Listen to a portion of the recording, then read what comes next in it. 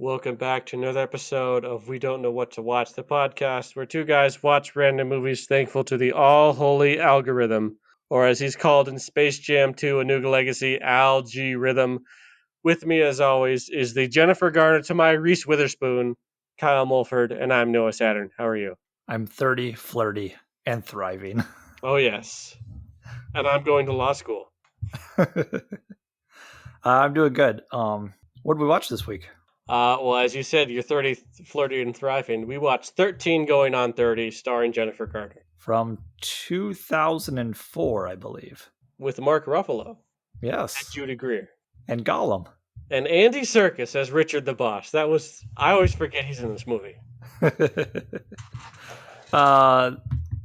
This one is this might be Jennifer Garner's first starring role in a movie. She was in the middle of Alias during this, because I think Alias started in 2002. Mm-hmm. So I think I read somewhere that the director didn't actually like Alias. But I think Jennifer Garner was one of the first choices for this role still. So I'm not sure what they watched that they wanted her. But she was fun in the movie. She was great. I think her performance really holds the movie together, because she does feel like a kid in an adult's body.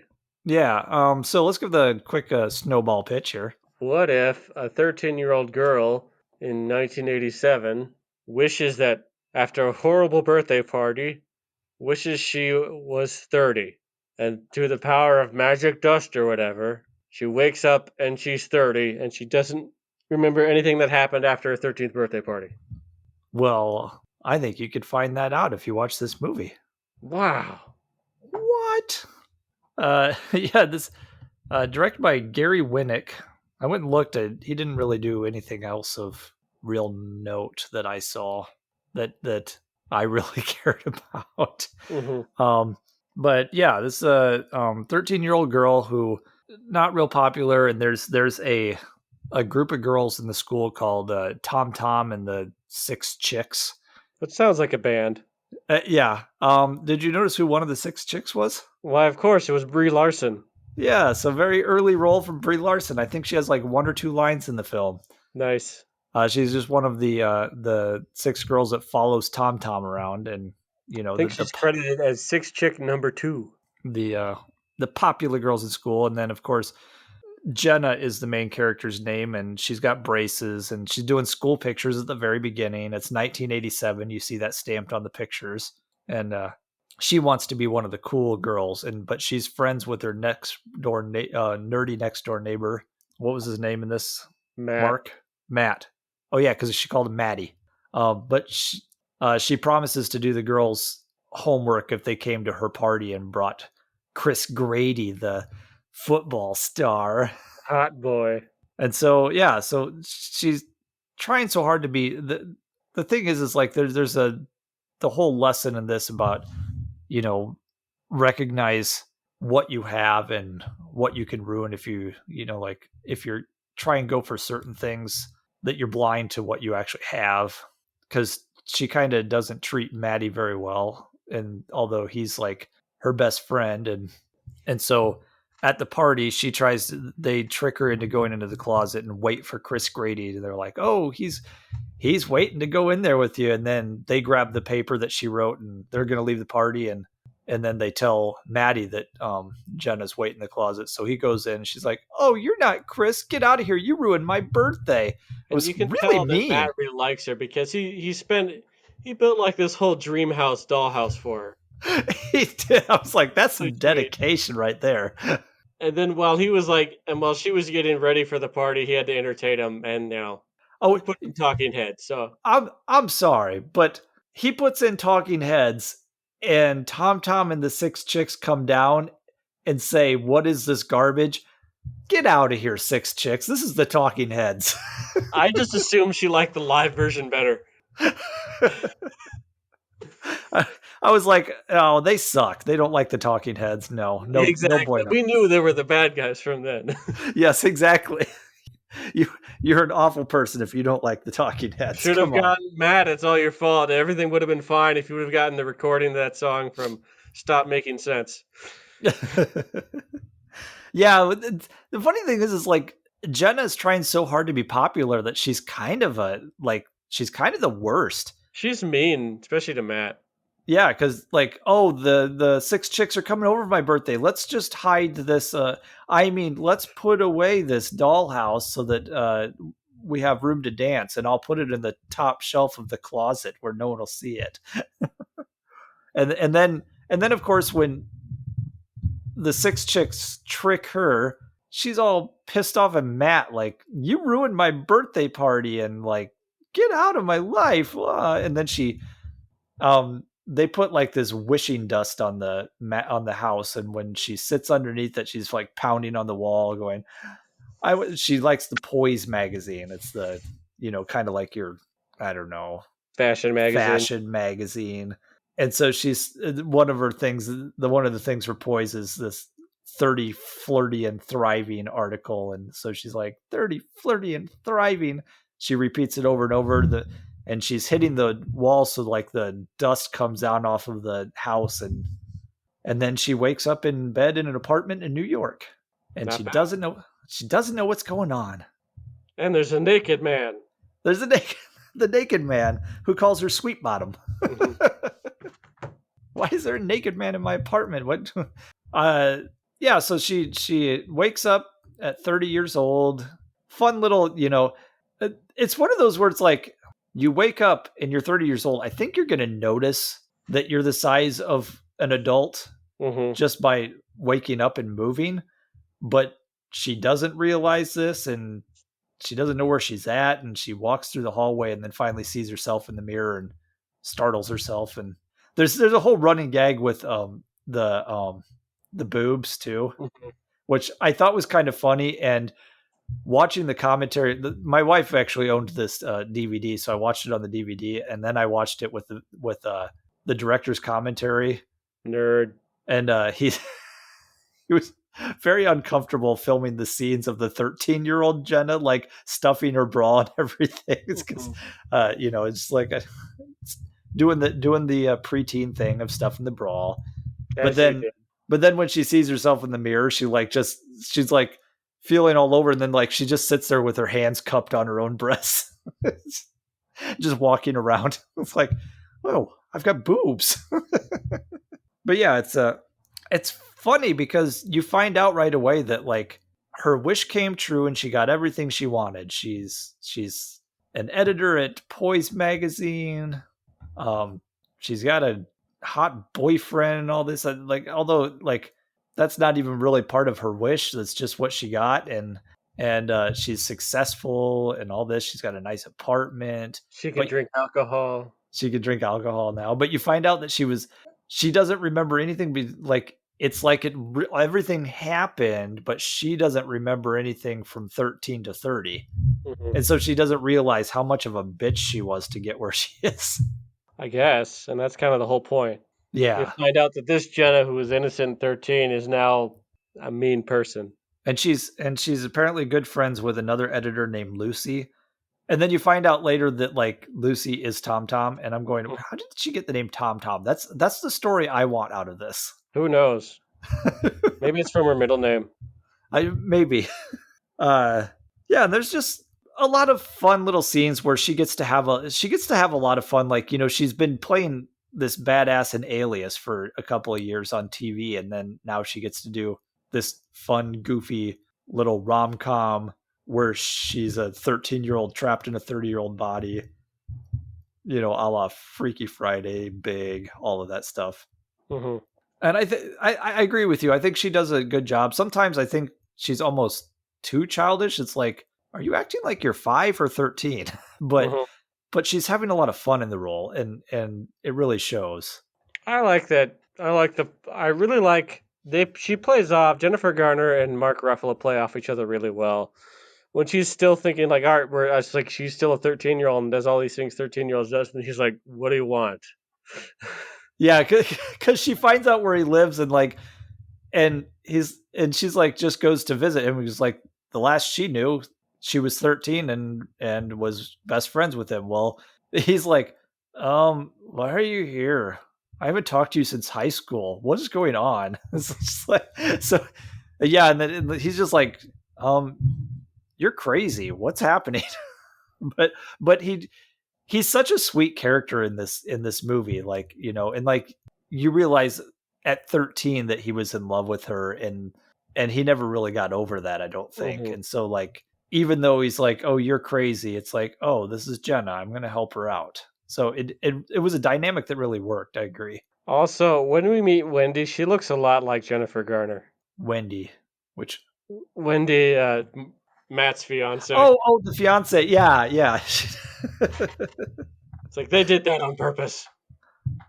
Yes. Yeah. So he's getting married to another girl. She's a reporter or an anchor person, not an anchor woman. She's an anchor person in Chicago. Hmm.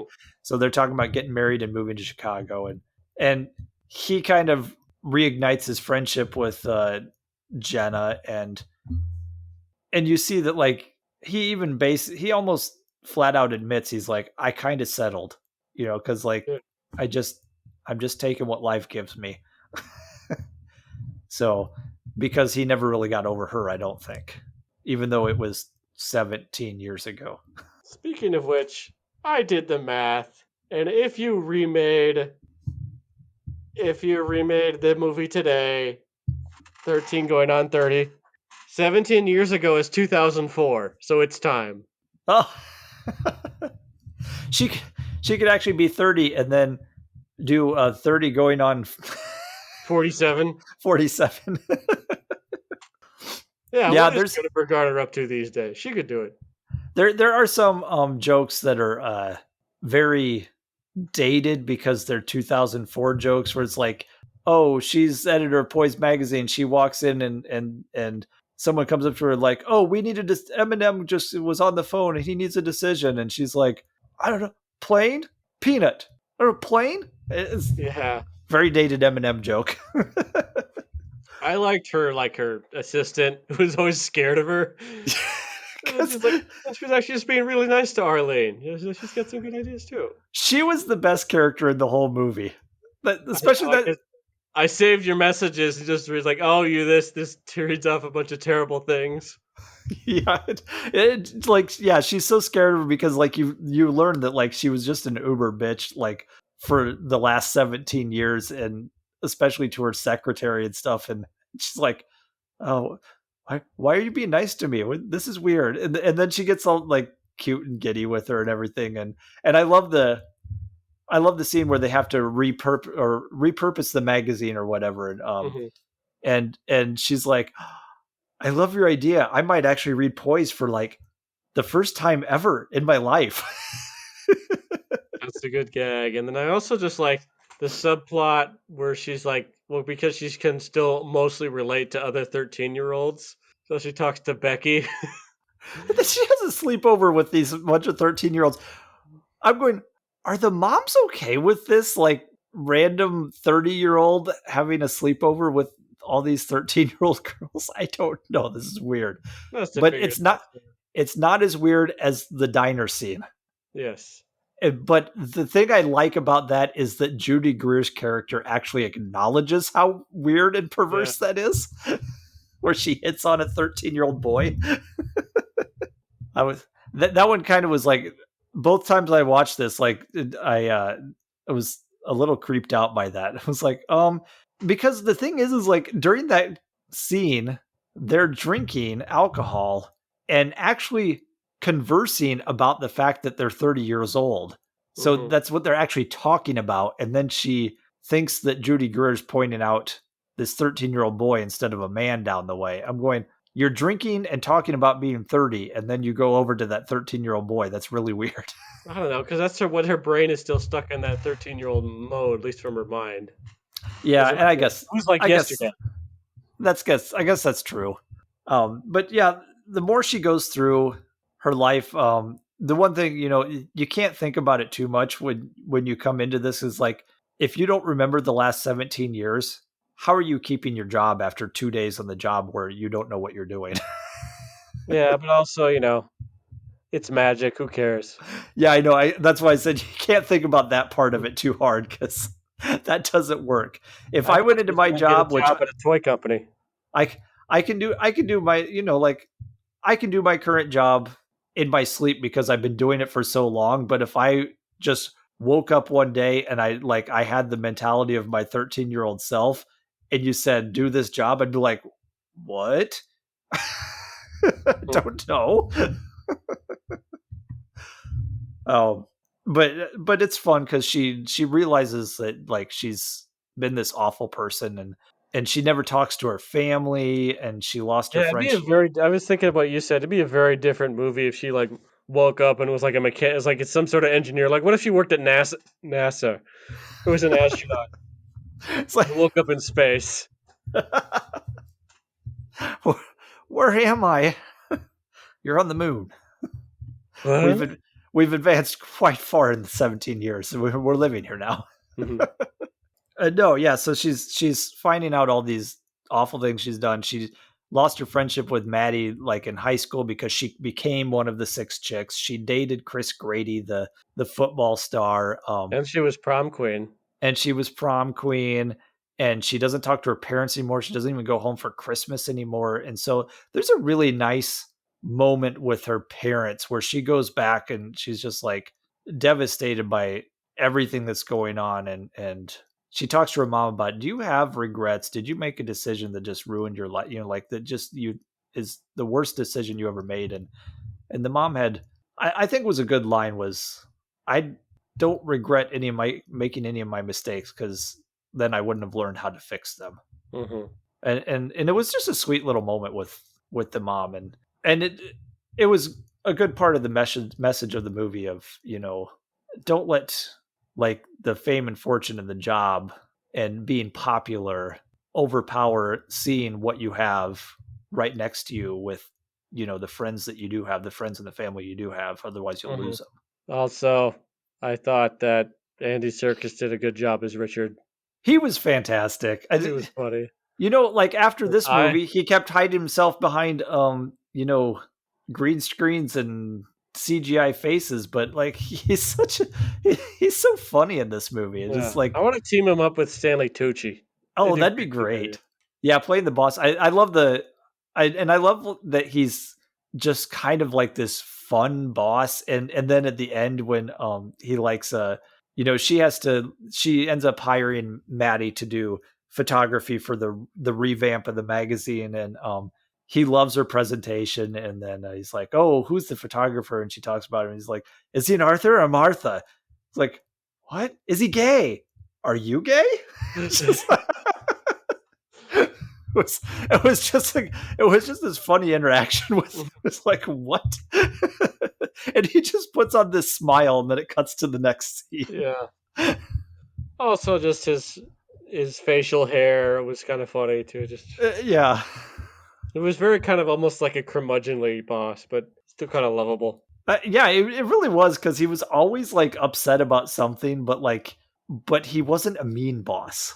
Yeah, and I like the line is like corporate is like squeezing my balls. It's like how long can your balls hold out? It's like, please get it done because I'm very partial to my balls. Oh, I love when like the whole she's like a 13-year-old. You see her in her office and she's got like a giant pencil and like these Lisa Frank folders in Yeah, there, it's great. organize everything. And then you find out that Poise is in trouble because a competing magazine, I don't remember the name of it. Sparkle. Sparkle, that's right. Sparkle is getting tips from someone in Poise that um, Keep stealing all their stuff. keep stealing their articles and putting it out right before them, and then there's actually hints throughout the movie. When she first wakes up in the apartment, she sees that it's hers by seeing some mail on the coffee table, and one of them is mail from Sparkle. Aha. And so like you've got the hints that like, oh, and then you find out what an awful person she's been, and it turns out she's the one who's been sending all that stuff to Sparkle to get an editor-in-chief position there. And then and then things get screwed up and Maddie's pictures get sold to Sparkle by Judy Greer and she gets that position, so she backstabs Jenna.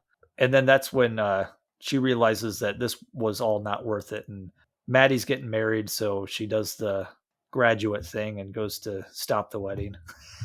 And it doesn't work. No, but I that was another great interaction between um Jenna and Maddie when he's like, "We moved on. I can't just drop everything in my life to like get with you." But he's like, "I've always loved you," and it was a very heartfelt scene.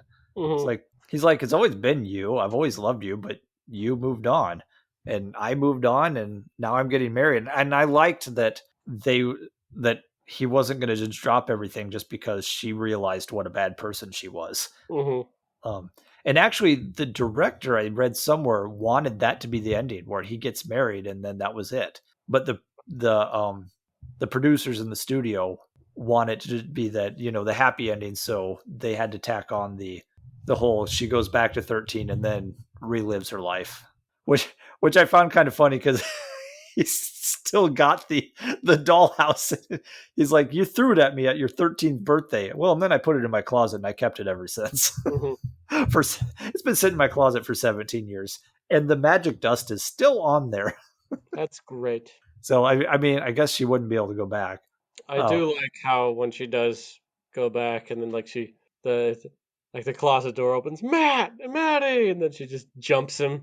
yeah, Like, wow, you sure know what you're doing. she gives him a big old kiss. That I was sweet. oh I like the other thing too, where they had to fit in the Chris Grady thing eventually, and so she's getting a cab back to the wedding, and the cab driver just happens to be Chris Grady, and he recognizes her. It's like, it's me, Chris Grady. It's played by Jim Gaffigan. I thought it was Jim Gaffigan. That's great. That's pretty And early then- for Gaffigan too. and he's like, "Are you single? I'd like your number if you are." And then like and then the Rick Springfield song comes on. It's like, "Hey, this is the first song we made out to." Rick Springsteen.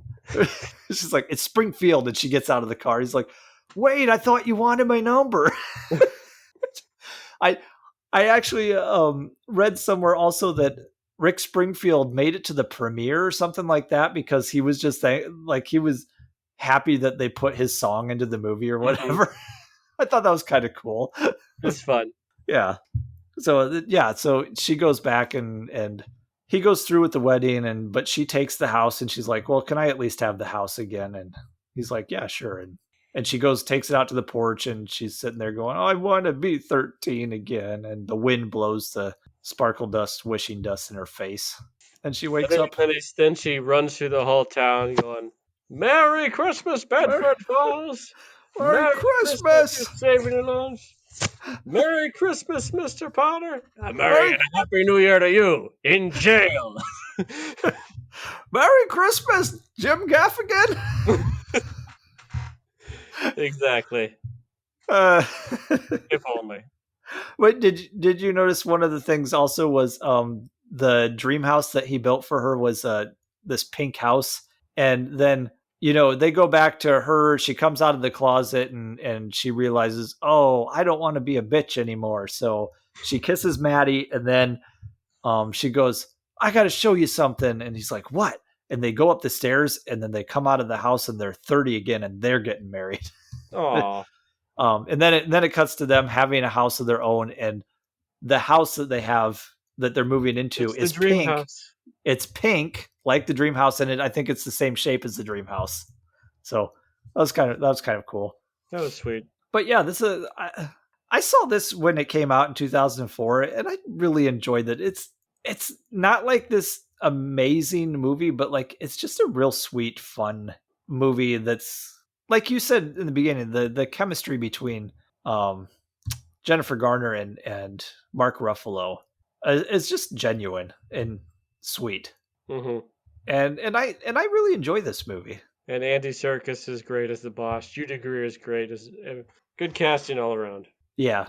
There's a lot of stuff on set where like, I guess Judy Greer did a lot of takes with a lot of her scenes, and just every take was different because she would improv different lines. So like Right. the whole set, everybody on the set just loved her, and then a lot of them were like, I was reading somewhere that a lot of them would they weren't sure if a scene was working, so they'd always ask her because they're like, she was the funniest one on the set, so we want to know if she thought it was funny. That's cool. And I love Judy Greer. She's great. Hmm. She needs to get more roles. Yep. But yeah, it's a lot of fun stuff. The Thriller dance was great. I don't know, it kind of played out like a musical where everybody knew the choreography. And I know most people are going to know the basic choreography to Thriller if you grew up in the 80s, because I know the basic, but I'm like watching everybody going, you all know it really well. Like, you wouldn't know this Yeah, still. we're just following her, and she was really good at it. Yeah, I suppose that's true. I bet But we're good. but it was still a fun moment because it's like they had this party that was really important to the boss, to Andy Serkis, and he's like, oh, if this party doesn't go, then we're just doomed, and then she's like, well, this music sucks. He's like, play whatever you want, go do something, and she puts on Thriller and starts dancing. And Maddie comes in, they both do it, and then the whole crowd starts doing it, and then he's just like, oh, I love you, you're fabulous, and he starts dancing it too. It is such a great scene. So unless you got more to say on it, go to recommendation. Yeah, would you recommend this movie? I really would. If you like rom-coms, especially, this is a fun one. I've got a funny story about this one. Is that originally took it. My mom originally took my older sister to see this movie back in like 2004, 2005 when my older sister was 13. She liked it, but she didn't like certain parts she didn't like. She didn't like the nudity or seeing his thingy. Did we So actually see it? no, we don't actually see it. I was gonna say there was no actual. Oh, But she there's thought it there's a was tiny whitey appropriate. scene which we didn't mention. The dance he does was The sexy funny dance too. was great. Yeah, so I just think of that instead of whenever I see this movie, just how my sister reacted when she was a 13-year-old. Oh, okay. Did she like the way Jennifer Garner acted in it though? As I if don't know. I didn't know. We didn't ask talk to her a lot about it at the time. oh, well, it's kind of fun, like to go as a 13-year-old girl. That's Mhm. I maybe I should show it to my girls when they turn 13 and just say Maybe. just like what do you think about the way she acts? um, no, I'd recommend it for sure. What about you? Definitely, I recommend this one. And now we're gonna move on to probably at least one of my favorite features of any show we do, which is double feature. And I've got my double feature figured out, so I think I'll go first, so you can't steal it from me. So double features, whether if we liked a movie, this movie would go well with this, or if we don't like the movie, watch this one instead. So for my double feature, I'm gonna double feature this one with Legally Blonde. Definitely fun. Overall, pretty sweet movies. While this one is more about kind of relearning yourself. That one is also about gaining confidence and almost in a kind of a fun women in the workplace slash trial movie. And also the 13 going on 30 musical is not 13 going on 30. The Legally Blonde musical is really good and it has no right to be.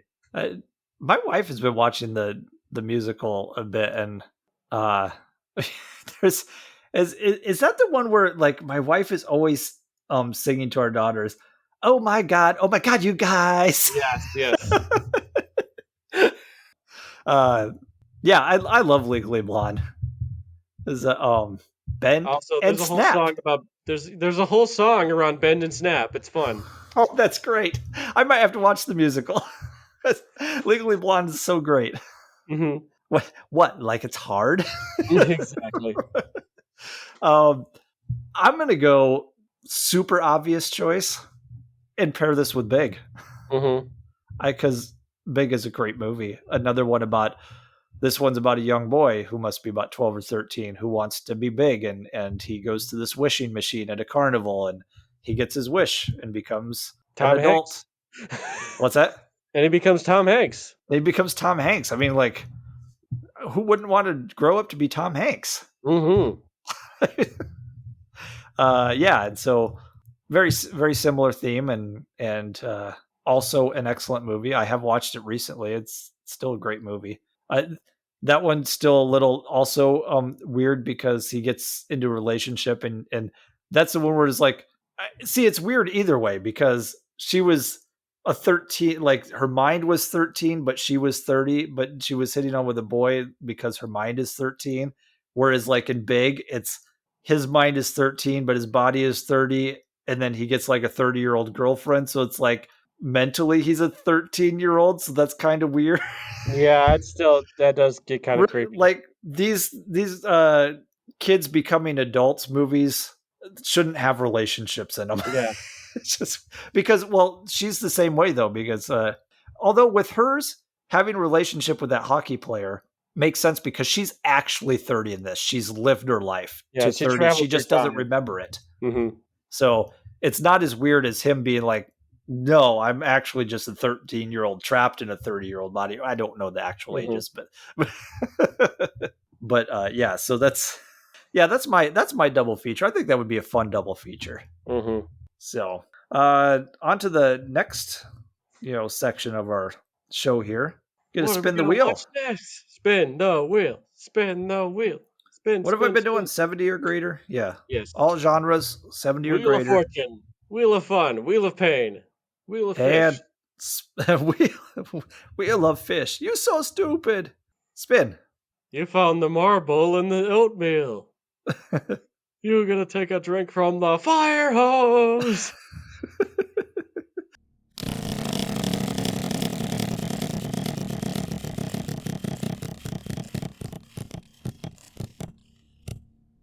All right.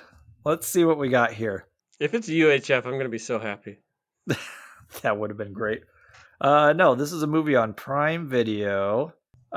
Here's your synopsis. In 1983, a naive man is detained by Australian federal police with lethal narcotics hidden in his stomach. After being apprehended, the mule makes a desperate choice to defy his bodily functions and withhold the evidence literally. It's not the Clint Eastwood movie, The Mule. No, but it is the mule. Is it called To Poop or Not to Poop? Yes, it sounds like that's basically what it's called. This is from 2014. It's on Prime Video, directed by Tony Mahoney, whoever he is. What's the It's got title again? The Mule. Oh man. He's got drugs in his stomach, and he decides not to poop because he doesn't want to give up the evidence. Oh no. Starring Hugo Weaving. As the pooping man? I'm wondering, just a second. It's it doesn't say who the man. Like it says who his character is, but in the description it doesn't say the man's name. I'm assuming it's him. I hope it's Hugo Weaving. Hugo Weaving doesn't poop. Mm-hmm. It's got Lee Wanell. Isn't he like the writer of like The Conjuring and whatnot? Or maybe Yeah, not. he directed the more recent version of Invisible Man. Oh yeah, and he's the director because he worked on Aquaman and Saw and The Invisible Man and Insidious. Yeah, he's a director of those things, but he's in this movie. Huh. Weird. No one else that I recognize other than he's the writer of this movie. Oh, okay. Okay, so that could be interesting. Like he's had some interesting stuff that he's written. So What if this was secretly a Priscilla Queen of the Desert movie? that'd be cool. Yeah. This is an Australian movie, and it's labeled as crime and comedy. Okay. So yeah, this could be interesting. From 2014 on Amazon Prime, The Mule. So or maybe it's a Mad Max prequel. Who knows? Mad Max, to poop or not to poop? Exactly. You'd have to be mad not to poop. That's it. That's it. Okay. Well, you can find us on the internet. Where can you find us? On Twitter. You can at find me, AwesomeKM. You can find me at Noah_Saturn. That is spelled Satern. And we're on Instagram at We Don't Know What to Watch. You can email us, we don't know what to watch at gmail.com. Like our video, subscribe, comment below. And tell us you love us, tell us you hate us, tell us something. And engage with the algorithm. Engage. Engage. And don't forget to poop. And until next time, arrivederci. Adios. Don't forget to poop.